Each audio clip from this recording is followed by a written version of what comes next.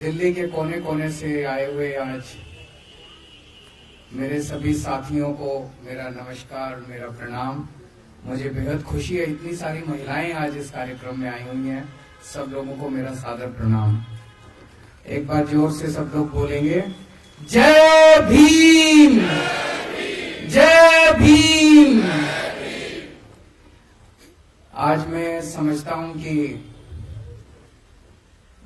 इस देश नहीं, पूरी दुनिया के एक बहुत बड़े महापुरुष के महापरिनिर्वाण दिवस के अवसर पे हम लोग एकत्रित हुए हैं। हम पूरे दिल से उनको अपनी श्रद्धांजलि अर्पित करते हैं और उनसे हर कदम पे हमें गाइड करें, ऐसा उनसे हम आशीर्वाद मांगते हैं। मैं उन्हें महापुरुष क्यों कह रहा हूं? मैं उनके जीवन के कुछ किस्से आप लोगों को सुनाना चाहूंगा। ये किस्से मैं पहले कई बार दोहरा चुका हूं, लेकिन आज फिर दोहराऊंगा ताकि आप लोग भी आगे जाके सब लोगों को इसके बारे में बताएं और ज्यादा से ज्यादा लोगों को उनके जीवन से प्रेरणा मिले, ऐसी मेरी इच्छा है। हम सब जानते हैं कि बाबा साहब एक बहुत बहुत गरीब परिवार में पैदा हुए थे। बाबा साहब दलित परिवार में पैदा हुए थे। उनके घर में खाने को भी नहीं था, 3 टाइम की रोटी भी नहीं मिलती थी। बहुत ज्यादा गरीब थे। छुआछूत इतनी ज्यादा थी उन दिनों में, इतनी ज्यादा थी कि स्कूल जाते थे अपनी टाट अपने साथ लेके जाया करते थे। क्लास में उनको घुसने नहीं दिया जाता था, उनको बाहर बैठा दिया जाता था। तो आप सोच के देखो, इमेजिन करो कि अंदर क्लास चल रही है, टीचर अंदर क्लास में पढ़ा रहा है और बाहर एक बच्चा बैठा है जो अंदर टीचर पढ़ा रहा है उसको बाहर बैठ के सुन रहा है। इस तरह से उन्होंने अपनी प्रारंभिक शिक्षा पूरी की। उनको पानी भी उस घड़े से पानी नहीं पीने दिया जाता था जो घड़ा बाकी बच्चों के लिए होता था।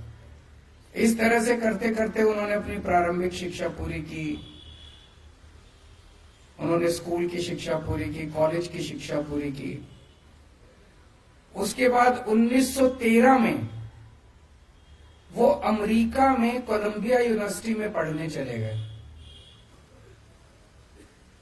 कोलंबिया यूनिवर्सिटी दुनिया की आज के टाइम पे भी दुनिया की सबसे बड़ी यूनिवर्सिटीज में मानी जाती है। कोलंबिया यूनिवर्सिटी में आज भी एडमिशन लेना नामुमकिन सा है। हमारे अपने बच्चे, आप सब लोग जितने यहाँ बैठे हैं, कई मंत्री बैठे हैं, कई एमएलए बैठे हैं, कई आम आदमी पार्टी के ऑफिस बेरर्स बैठे हैं, राज्यसभा मेंबर बैठे हैं। आप लोगों के भी बच्चे अगर आज कोलंबिया यूनिवर्सिटी में एडमिशन लेना चाहें, आसान काम नहीं है, बहुत मुश्किल काम है। तो आप सोच सकते हो कि कितने इंटेलिजेंट रहे होंगे वो, कितने प्रतिभाशाली रहे होंगे वो, कि 1913 में उनको कोलंबिया यूनिवर्सिटी में एडमिशन मिला। पहली बात मैं ये सोचता हूं, एडमिशन कैसे मिला?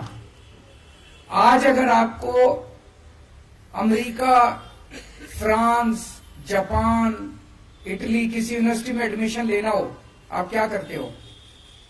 गूगल पे जाते हो, सर्च मारते हो, उसका फॉर्म डाउनलोड करते हो, फिर फॉर्म भरते हो, फॉर्म अप्लाई कर देते हो। उन दिनों में तो गूगल भी नहीं होता था, उन दिनों में तो कुछ भी नहीं था, इंटरनेट भी नहीं था। मैं ये सोच रहा था कि एक इतना गरीब बच्चा, एक पिछड़े गांव का रहने वाला बच्चा, उसको बताया किसने कि कोई कोलंबिया यूनिवर्सिटी भी होती है, कोई अमेरिका भी होता है देश, कोई कोलंबिया यूनिवर्सिटी भी होती है। उस कोलंबिया यूनिवर्सिटी में ऐसे फॉर्म मिलता है, यहां से फॉर्म मिलता है। किसने बताया होगा उनको? खैर, उनको कोलंबिया यूनिवर्सिटी में एडमिशन मिला, वहां से उन्होंने पीएचडी करी। पर वो पढ़ाई को इतना ज्यादा तवज्जो देते थे, इतना तवज्जो देते थे कि उनका एक पीएचडी से मन नहीं भरा। फिर उन्होंने दूसरी पीएचडी के लिए अप्लाई करा। कहां करा? लंदन स्कूल ऑफ इकोनॉमिक्स में। लंदन स्कूल ऑफ इकोनॉमिक्स में तो इम्पॉसिबल एडमिशन लेना, इतना मुश्किल है एडमिशन लेना, आज की डेट में भी इतना मुश्किल है एडमिशन लेना। उनको लंदन स्कूल ऑफ इकोनॉमिक्स में एडमिशन मिला, वहां वो पढ़ने के लिए गए, बीच में उनके पैसे खत्म हो गए, वो थोड़े दिन के लिए वापस आए, थोड़े पैसे इकट्ठे किए, फिर दोबारा वो गए और दोबारा उन्होंने जाके अपनी डॉक्टरेट पूरी करी।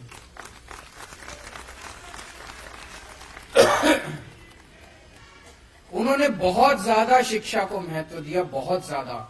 मैं तो कई बार ये सोचता हूं कि वो टाइम के पहले, हमारे देश का दुर्भाग्य है कि टाइम के पहले हम लोगों को छोड़ के चले गए।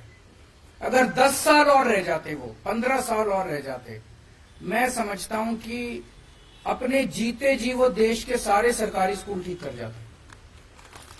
आज 75 साल हो गए देश को, 75 साल में इन सारे लोगों ने मिलकर देश के सरकारी स्कूलों का बेड़ा गर्क कर दिया। इन लोगों ने, शिक्षा इनके एजेंडा में ही नहीं है। कोई पार्टी नहीं चाहती कि देश के बच्चों को, गरीब बच्चों को शिक्षा मिले। अकेला वो शख्स, मैं उठा के देखता हूं इतिहास, पूरे इतिहास में आजादी ने बहुत बड़े बड़े सूरमा पैदा किए, अकेला वो शख्स है जिसने शिक्षा को महत्व दिया, और किसी ने शिक्षा के बारे में बात नहीं करी, क्योंकि उसने भुगता था, उस शख्स ने भुगता था, उसने उस गरीबी से निकल के और उसने इतनी अच्छी शिक्षा प्राप्त की थी। आज भी आप देख लो, इन सारी पार्टियों ने हमारा सारा एजेंडा चोरी कर लिया। सबसे पहले तो हम ही थे, हम जाके कहते थे केजरीवाल की गारंटी, केजरीवाल की गारंटी, कहते थे कि नहीं कहते थे? अब ये वाले भी कह रहे हैं गारंटी, वो वाले भी कह रहे हैं गारंटी। घोषणा पत्र, संकल्प पत्र, मैनिफेस्टो, सारे गारंटी, इसकी गारंटी, उसकी गारंटी, सारे गारंटी दे रहे हैं। सारे फ्री बिजली की बात कर रहे हैं, सारे फ्री इसकी बात कर रहे हैं, उसकी। शिक्षा की बात आज भी कोई नहीं कर रहा। शिक्षा की गारंटी केवल और केवल आम आदमी पार्टी दे सकती है। क्यों? हम बाबा साहब अम्बेडकर के चेले हैं।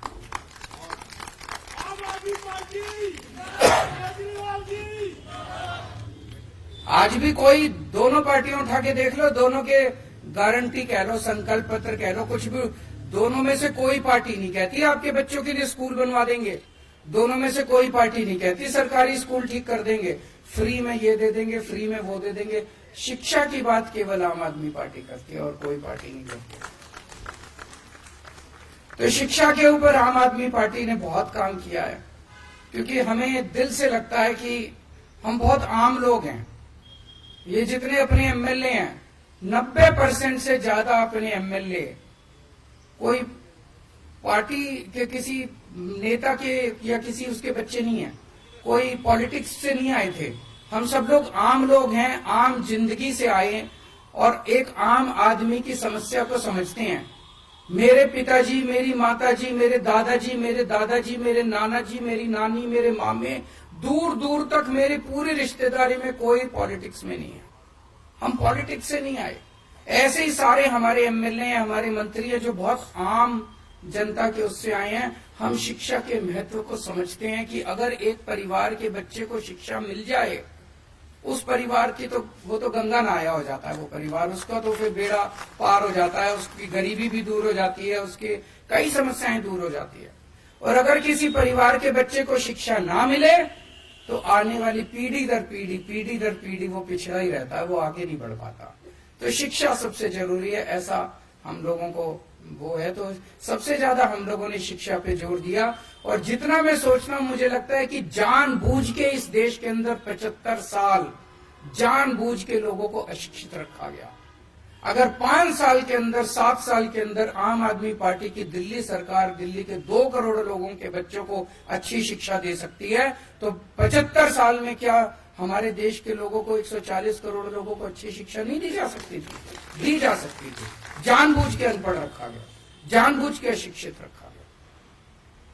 2 मंत्र थे बाबा साहब की जिंदगी के, संघर्ष और सेवा, और हमारे ऊपर ये दोनों लागू होते हैं। जब अपनी 70 में से 67 सीट आई थी, तो मैंने सोचा था चलो अब संघर्ष पूरा हुआ, अब सेवा करेंगे। लेकिन इन्होंने जो तंग करा हम लोगों को, काम नहीं करने दिया, इतने अड़चन अड़ाई, इतने एक के बाद एक कानून लेके आ रहे हैं, ये भी पावर हमारी, ये भी पावर हमारी। केजरीवाल की कोई पावर नहीं है कि बिना पावर के भी हमने इतना काम कर दिया। तो तब मेरे को अब लगने लगा कि आम आदमी पार्टी तो पैदा ही संघर्ष के लिए हुई है। जो जो आम आदमी पार्टी में आए वो ये सोच ले भाई ये कांटों का ताज है। हम पैदा ही, हमारा पूरा जीवन ही संघर्ष है, संघर्ष में ही जीना है अपने को। जैसे बाबा साहब अम्बेडकर का पूरा जीवन ही संघर्ष था, हमें भी संघर्ष में ही जीना है। आज भी ये मतलब कभी ये काम रोकेंगे, कभी वो काम रोकेंगे, अफसर तुमको रिपोर्ट नहीं करेंगे, ये नहीं करेंगे, वो नहीं, काम नहीं करने देना इन लोगों को। और हमने भी ठान लिया काम तो करके रहेंगे हम। जब हम सड़क पे थे तभी काम करवा लेते थे इन लोगों से, अब तो हम अंदर आ गए, कुछ ना कुछ रास्ते निकल ही जाएंगे। तो एक तो संघर्ष से घबराना नहीं है। संघर्ष हमारे जीवन का सबसे बड़ा, आज आपके 3-4 नेता जेल के अंदर हैं। आज अगर वो झुक जाएं, अगर वो इनकी बात मान लें, अगर वो आज बीजेपी में चले जाएं, 2 दिन के अंदर बाहर आ जाएंगे। मनीष सिसोदिया को देखो, उनकी वाइफ कितनी बीमार है, कितनी ज्यादा बीमार है। उनका बेटा कनाडा में है, उनके घर में उनका ख्याल रखने वाला कोई नहीं है, लेकिन फिर भी 10 महीने हो गए जेल में उनको। आज अगर मनीष सिसोदिया बीजेपी के साथ हाथ मिला लें, अपना अच्छी जिंदगी जिएंगे, लेकिन नहीं। बाबा साहब अम्बेडकर के और भगत सिंह के चेले हैं, मर जाएंगे, कट जाएंगे, लेकिन झुकेंगे नहीं। देश के लिए लड़ने के लिए आए हैं, देश के लिए अपने असूलों से कभी समझौता नहीं होगा। बाबा साहब अम्बेडकर की भी जिंदगी आप पढ़ो, कितने ऐसे मौके आए जब उनको कहा गया समझौता कर लो, इस चीज पे समझौता कर लो, उस चीज पे है ना, कि कितने सारे ऐसे मौके आए, कभी समझौता नहीं किया उन्होंने किसी चीज पे समझौता। हमें भी समझौता नहीं करना, देश के साथ समझौता नहीं होगा, मुल्क के साथ समझौता नहीं होगा, जनता के लिए दूसरी चीज सेवा। भगवान, हमने पिछले जन्म में कुछ अच्छे काम करे होंगे, जो हम जैसे आम लोग, छोटे छोटे परिवारों से आए हुए लोग, छोटे छोटे बैकग्राउंड से आए हुए लोग, मध्यम परिवार के इतने सारे हम एमएलए, हम सारे लोग, हमको ऊपर वाले ने कितना बड़ा मौका दे दिया। कोई एमएलए बन गया, कोई मंत्री बन गया, कोई मुख्यमंत्री बन गया। इसको हमें एक अवसर के रूप में देखना है कि ऊपर वाले ने अवसर दिया है। ऊपर वाला हर एक किसी को ऊपर वाला पैसे दे देता है, किसी को ऊपर वाला सत्ता दे देता है, किसी को ऊपर वाला कुछ दे देता है। लेकिन अगर उसको घमंड हो जाए, अहंकार हो जाए कि ये मेरे को तो मेरी वजह से मिला और मैं पता नहीं कितना हूं, बस खत्म है वो आदमी।